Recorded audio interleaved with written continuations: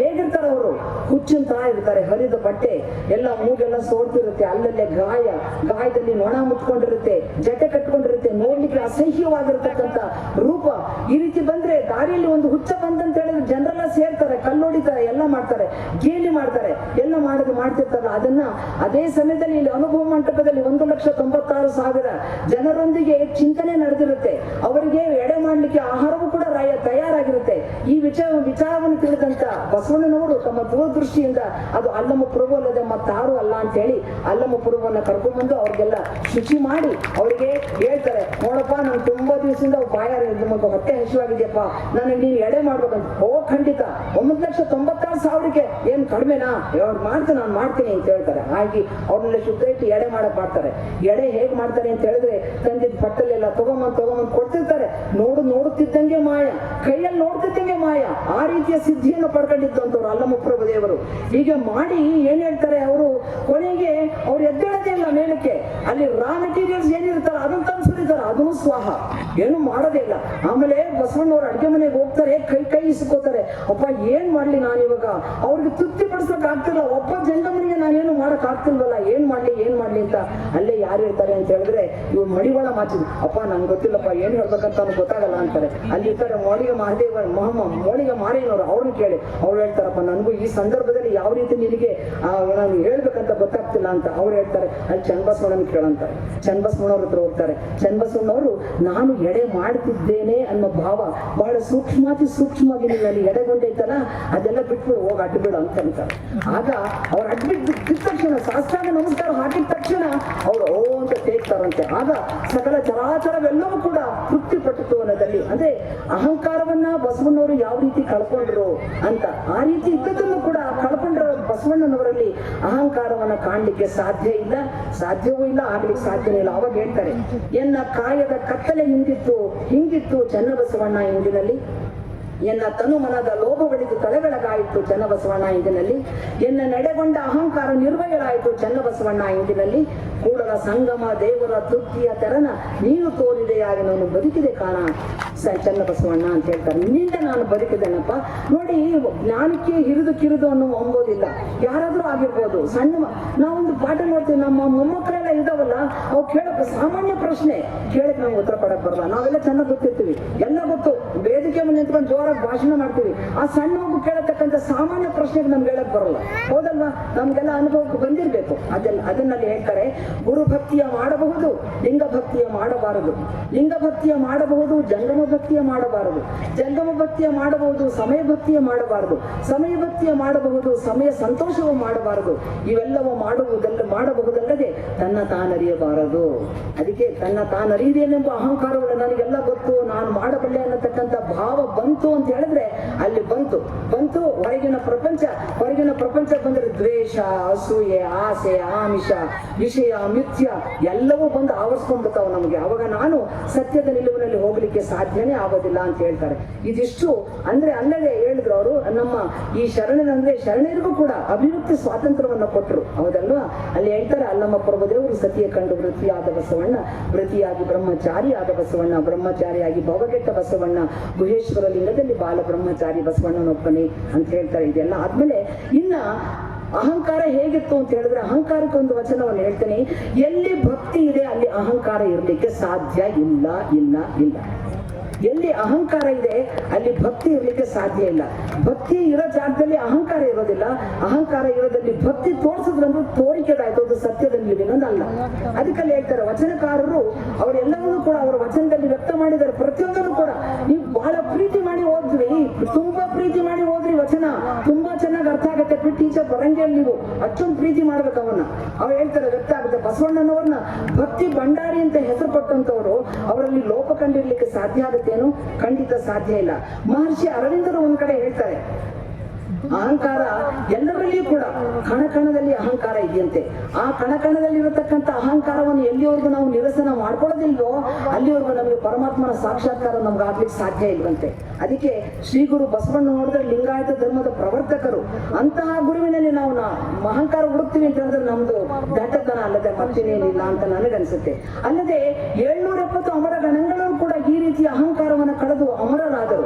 ಈ ಜಗತ್ತಿನ ಇತಿಹಾಸದಲ್ಲಿ ಎಲ್ಲಿಯೂ ಕಾಣದಂತ ಸಾಹಿತಿಗಳನ್ನ ಸೃಷ್ಟಿ ಮಾಡಿರ್ತಕ್ಕಂಥ ಸಾಮಾನ್ಯನ ಮನೆಗಿಬ್ಬರು ನಮ್ಮ ಮನೆಗೆ ಬಂದ್ರೆ ಅವ್ರನ್ನ ಸಂಭಾಳಿಸ್ಬೇಕು ನಮ್ ಕೈಲಿ ಆಗಲ್ಲ. ಏನ್ ಮಾಡೋದು ಅಂತ ತಲೆ ಚೆಚ್ಕೋತೀವಿ, ಹೌದಲ್ಲ? ಅಂತಂದ್ರೆ 770 ಯಾವ್ಯಾವ್ದು ಎಲ್ಲೆಲ್ಲೋ ದೇಶದಿಂದ ಯಾವ್ಯಾವ ಹಿನ್ನೆಲೆ ಇರ್ತಕ್ಕಂಥವ್ರು ಆ ಒಂದು ಸದ್ವಿನಯದ ಮನೋಭಾವದಿಂದ ಬಂದಂತವರಿಗೆ ವಿಚಾರಗಳನ್ನ ತಿಳಿಸಿ ಕನ್ನಡದಲ್ಲಿ ವಚನ ರಚನೆಗಳನ್ನು ಮಾಡತಕ್ಕಂಥ ಶಕ್ತಿಯನ್ನು ಕೊಟ್ಟಿರತಕ್ಕಂಥ ಬಸವಣ್ಣನವರು, ಅವರಲ್ಲಿ ನಾನು ಏನಾದ್ರೂ ಬೇರೆ ಭಾವವನ್ನು ಕಂಡುಹಿಡಿಯಲಿಕ್ಕೆ ಸಾಧ್ಯ ಆಗತ್ತೆ. ಅಲ್ಲಿ ಹೇಳ್ತಾರೆ, ಅಹಂಕಾರ ಮನವ ನಿಂಬುಗೊಂಡಲ್ಲಿ ಲಿಂಗ ತಾನೆಲ್ಲಿಪ್ಪದೋ, ಅಹಂಕಾರಕ್ಕೆ ಎಡೆಗೊಡದೆ ಲಿಂಗತನುವಾಗಿರಬೇಕು. ಅಹಂಕಾರ ರಹಿತವಾದಲ್ಲಿ ಸನ್ನಿಹಿತ ಕಾಣ ನಮ್ಮ ಕೂಡಲ ಸಂಗಮ ದೇವ. ಅಹಂಕಾರ ಏನು, ನಾನು ಏನು ಇರ್ಲಿಲ್ಲ ರೀ ಅವ್ರಿಗೆ. ನಾನು ಅವ್ರನ್ನ ಮೇಲೆ ಕೆತ್ತಿದ್ದು ನೋಡ್ರಿ, ಕೋಟ್ಯಾಂತರ ರೂಪಾಯಿ ಆಸ್ತಿ ಪಡೆದಿದ್ದಾರೆ, ನಾವು ನೋಡಿದ್ರು ಹೋಗ್ತಾರ್ರಿ, ನಾವು ಅಂತೀವಲ್ವಾ? ಅದಕ್ಕೆಲ್ಲ ಅಂತ ಜಾಗದಲ್ಲಿ ಲಿಂಗ ಇರ್ಲಿಕ್ಕೆ ಸಾಧ್ಯವೇ ಅನ್ನೋದನ್ನ ಅಲ್ಲಿ ಹೇಳ್ತಾರೆ. ಅಹಂಕಾರ ಎಡೆಗೊಡದೆ ಲಿಂಗತನುವಾಗಿರಬೇಕು. ಲಿಂಗದ ಕಣವು ಕೂಡ ಯಾವ ರೀತಿ ಇರಬೇಕು ಅಂತ ಹೇಳಿದ್ರೆ, ಸತ್ಯದ ನಿಲುವಿನಲ್ಲಿ ಲಿಂಗದ ನಡೆ, ಲಿಂಗದ ನೋಟ, ಲಿಂಗದ ಭಾವ ಎಲ್ಲವೂ ಕೂಡ ನನ್ನಲ್ಲಿ ಇರಬೇಕನ್ನೋ ಭಾವನೆ ಹೇಳ್ತಾರೆ. ಹೆಂಗಂದ್ರೆ ಲೆಕ್ಕ ಮಾಡ್ಕೊಳ್ಳಿ, ಲಿಂಗದ ನಡೆ, ಲಿಂಗದ ನುಡಿ, ಲಿಂಗದ ನೋಟ, ಲಿಂಗ ಕೂಟ, ಲಿಂಗ ಬೇಟ, ಲಿಂಗ ರತಿ, ಲಿಂಗ ಭೋಗ, ಲಿಂಗಾಭಿಮಾನ, ಲಿಂಗಾರಾಧನೆ, ಲಿಂಗಾರ್ಪಣ, ಲಿಂಗಾನುಭಾವ, ಲಿಂಗಾಸನ, ಲಿಂಗ ಸೋಂಕು, ಲಿಂಗ ನಂಟು, ಲಿಂಗ ಗತಿಮತಿ, ಲಿಂಗ ಸತಿಪತಿ, ಲಿಂಗ ಮಾತೆ, ಲಿಂಗ ಪಿತ, ಲಿಂಗ ಬಂಧು, ಲಿಂಗ ಪದಾರ್ಥ, ಲಿಂಗ ದ್ರವ್ಯ, ಲಿಂಗ ಧನಧಾನ್ಯ, ಲಿಂಗಾಭರಣ, ಲಿಂಗ ಶಿಶು, ಲಿಂಗ ಮೋಹ, ಲಿಂಗಾಚಾರ, ಲಿಂಗ ಲಯ, ಲಿಂಗ ಪರೋಪಕಾರಿ, ಲಿಂಗ ದಾಸೋಹ, ಲಿಂಗಾಂಗ ಸಂಘ ಸಮರತಿ ಎಂದಿರಬೇಕು. ಇದೆಲ್ಲ ಆಗಬೇಕು ನಮಗೆ. ಇದೆಲ್ಲ ಆದಾಗ ನನ್ನಲ್ಲಿ ಇರತಕ್ಕಂಥ ಕಣವೆಲ್ಲವೂ ಕೂಡ ಲಿಂಗವಾಗಿ, ಲಿಂಗದ ಕಿರಣಗಳಾಗಿ ಬೆಳಗತ್ತೆ ಅನ್ನೋ ಭಾವವನ್ನು ಕೂಡ ನಾವು ನೋಡ್ತೀವಿ.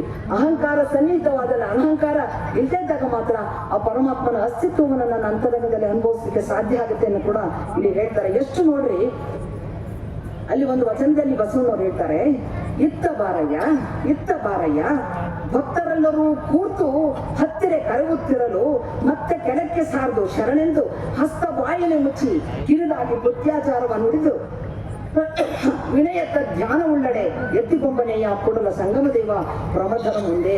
ಇತ್ತ ಬಾರಯ್ಯ, ಇದು ನೋಡ್ರಿ, ನಾವು ಸಭೆ ನಡೀತಾ ಇದೆ, ಹೌದಾ? ಸಭೆ ನಡೀತಾ ಇದೆ, ನಮ್ಗೆ ಒಬ್ರು ಆತ್ಮೀಯರು ಯಾರೋ ಬರ್ತಾರೆ, ಅವ್ರಿಗೆ ಸೀಟ್ ಇಟ್ಕೊಂಡಿರ್ತೀವಿ, ಹೌದಾ?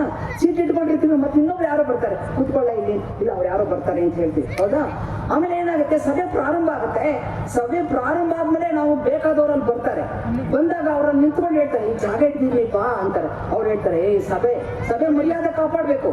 ಸಭೆಗೆ ಬಂದ್ರೆ ಎಲ್ಲರೂ ಅವ್ರ ಈ ಕಡೆ ಬಂದ್ರೆ ಅಂತ ಹೇಳಿದ್ರೆ ಎಲ್ಲರ ದೃಶ್ಯ ಆ ಕಡೆ ಹೋಗುತ್ತಲ್ಲ, ಅದಕ್ಕೆ ಬಾಯಿ ಮುಚ್ಚಿ ಸುಂದರ ನಾನು ಇಲ್ಲೇ ಕುತ್ಕೋತೀನಿ. ಇದು ಭೃತ್ಯಾಚಾರ. ಇದು ನಮ್ಗೆ ಹೇಳ್ಕೊಡ್ಬೇಕಾ ಬಸವಣ್ಣವರು? ಇದನ್ನು ಕೂಡ ಸಭಾ ಮರ್ಯಾದೆಯನ್ನ ಯಾವ ರೀತಿ ಕಾಪಾಡ್ಬೇಕಂತ ಹೇಳ್ಬಿಟ್ಟು ಬಸವಣ್ಣವ್ರು ನಮ್ಗೆ ಹೇಳ್ಕೊಡ್ತಾರೆ. ಅಂತ ಜಾಗದಲ್ಲಿ ಅದು ಧ್ಯಾನ ಉಳ್ಳಡೆ ಪರಮಾತ್ಮ ನಮಗೆ ಒಲಿತಾನೆ ಅನ್ನೋ ಭಾವವನ್ನು ಕೂಡ ಅಲ್ಲಿ ಹೇಳ್ತಾರೆ. ದೇವರ ಮಗ ಎಂದೊಬ್ಬ ಪ್ರವಾದಿ, ದೇವರ ಮಗ ಎಂದೊಬ್ಬ ಪ್ರವಾದಿ, ನಾನೇ ದೇವರು ಎಂದನೊಬ್ಬ ಪ್ರವಾದಿ, ನಾನೇ ದೇವರ ದೂತ ಎಂದ ಮತ್ತೊಬ್ಬ ಪ್ರವಾದಿ, ಏನಗಿಂತ ಕಿರಿಯರಿಲ್ಲ ಶಿವಭಕ್ತರಿಗಿಂತ ಹಿರಿಯರಿಲ್ಲ ಎಂದ ನಮ್ಮ ಬಸವಣ್ಣ ನಿಜ ಪ್ರವಾದಿ. ಹೀಗೆ ನಾವು ಧರ್ಮದ ಇದನ್ನ ಮಾಡಿ ಅದನ್ನೆಲ್ಲ ಹೋಗಿರತಕ್ಕಂಥದ್ದು. ಇದೆಲ್ಲವೂ ಕೂಡ ಅಲ್ಲಿ ಅಹಂಕಾರ ಅನ್ನೋದು, ಅಹಂಕಾರ ಎಂಬುಕೊಂಡರೆ ಅಲ್ಲಿ ಪರಮಾತ್ಮನನ್ನು ಕಾಣಲಿಕ್ಕೆ ಸಾಧ್ಯ ಆಗೋದಿಲ್ಲ. ಮಡದಿ ಎನ್ನಲಾಗದು ಬಸವಂಗೆ ಎನ್ನನು, ಪುರುಷನೆನ್ನಲಾಗದು ಬಸವನ ಎನಗೆ, ಉಭಯ ಕುಳವ ಹರಿದು ಬಸವನಿಗೆ ಶಿಶುವನಾದನು, ಬಸವನೆನ್ನ ಶಿಶುವಾದನು, ಪ್ರಮತರು ಪುರಾತರು ಸಾಕ್ಷಿಯಾಗಿ ಸಂಗಯ್ಯ ನಿಕ್ಕಿದ ದಿವ್ಯವ ಮೀರದೆ ಬಸವನೊಳಗ ನಡಗಿದೆ ಅಂತ ಹೇಳ್ತಾರೆ. ಇನ್ನು ಸಾಕಷ್ಟು ಉದಾಹರಣೆಗಳ್ರಿ ಹೇಳ್ತಾರಲ್ಲಿ. ನಾನು ಜಾಸ್ತಿ ವಚನ ಓದಿದೆ, ತುಂಬಾ ದೊಡ್ಡದಿದೆ. ಅಲ್ಲಿ ಚರಮಗೀತೆ ಅಂತ ಬರ್ತೈತ್ರಿ.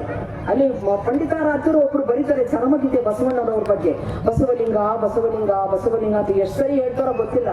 ಅಲ್ಲಿ ಜಂಗಮವೇ ಲಿಂಗ, ಲಿಂಗವೇ ಜಂಗಮವೆಂದು ತೋರಿ ನಿಜ ಲಿಂಗೈಕ್ಯನಾದೇ ಇಲ್ಲ ನಿಜಗುರು ಬಸವಣ್ಣ ಅಂತ ಹೇಳಿ ಚನ್ನಬಸವಣ್ಣವ್ರು ಹೇಳ್ತಾರೆ.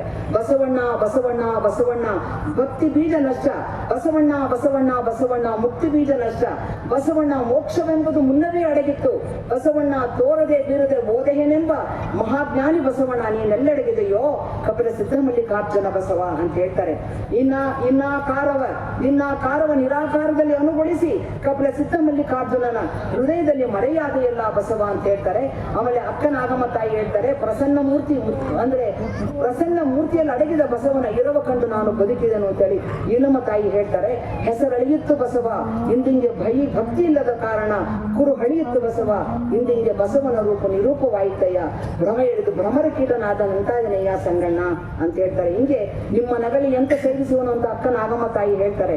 ಈಗ ಉಟ್ಟ ಸೀರೆಯ ಬಿಚ್ಚಿ ಹೋದಾತನಿ ಹರಿದು ಹೋದಾತ ನೀನಲ್ಲ ಬಸವಣ್ಣ, ಮೆಟ್ಟಿದ ಕೆರಹ ಕಳೆದು ಹೋದಾತ ನೀನಲ್ಲ ಬಸವಣ್ಣ, ಕಟ್ಟಿದ ಮುಡಿಯ ಬಿಟ್ಟು ಹೋದಾತ ನೀನಲ್ಲ ಬಸವಣ್ಣ, ಸೀನ ಸಂಬಂಧವ ತಪ್ಪಿಸಿ ಹೋದಾತ ನೀನಲ್ಲ ಬಸವಣ್ಣ ಅಂತೇಳಿ ಮಡಿವಾಳ ಮಾತುಕಂದಿಗಳು ಹೇಳ್ತಾರೆ.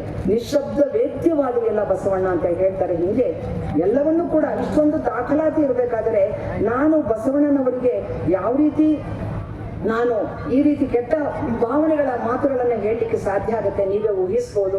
ಈ ರೀತಿಯ ಜೀವನವನ್ನ ನಡೆಸಿದಂಥವರು ಬಸವಣ್ಣನವರು. ಅಂತಹ ಬಸವಣ್ಣನವರಲ್ಲಿ ಆ ತರ ಮಾತಾಡೋದು ಸರಿಯಲ್ಲ ಅನ್ನೋ ಭಾವ.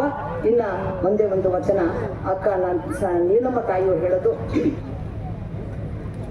ಎನಗೆ ಲಿಂಗವು ನೀವೆ ಬಸವಯ್ಯ, ಎನಗೆ ಸಂಘವು ನೀವೆ ಬಸವಯ್ಯ,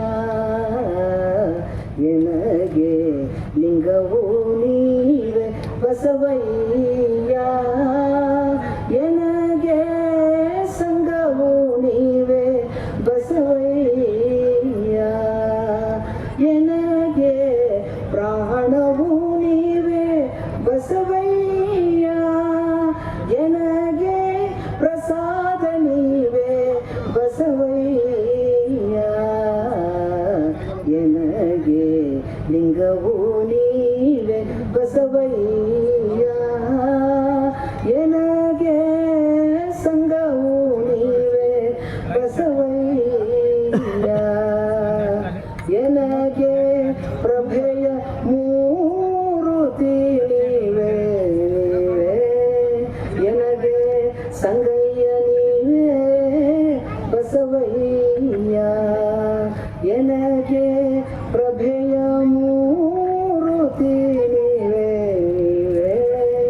ಎನಗೆ ಸಂಗಯ್ಯ ನೀವೆ ಬಸವಯ್ಯ, ಎನಗೆ ಲಿಂಗವು ನೀವೆ ಬಸವಯ್ಯ, ಎನಗೆ ಸಂಘವು ನೀವೆ ಬಸವಯ್ಯ, ಎನಗೆ ಸಂಘವು ನೀವೆ ಬಸವಯ್ಯ.